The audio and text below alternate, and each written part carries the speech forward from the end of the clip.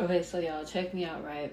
Y'all remember when we was little and like in school we had cliques and all of this other stuff?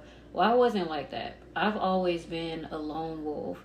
And for a long time, I was afraid to be who I was. Like, even when my parents dressed me, they dressed me up in what our kind of people would say normie clothes and stuff like that. And it was just like, it wasn't me.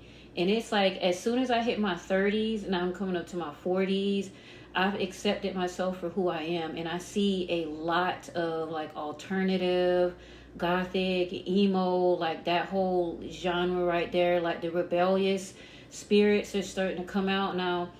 Me, I've always been a free thinker, even when I was a child, growing up.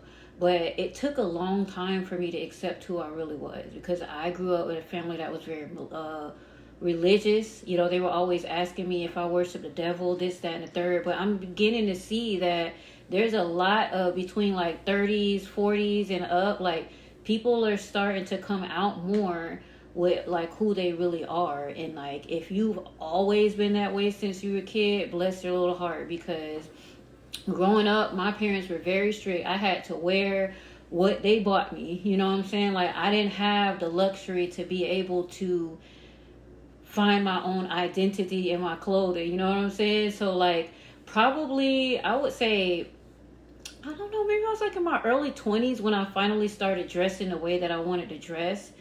And like, I'm just so happy that the older that I get, like the more I am becoming confident in who I am and knowing who I am. And it's like, y'all, I'm probably gonna be on my deathbed with, you know what I'm saying, these piercings on, and like, let me get the controller, you know what I'm saying, 5 more minutes left before God called me home. Let me try to get this one game in. Like, that's gonna be me.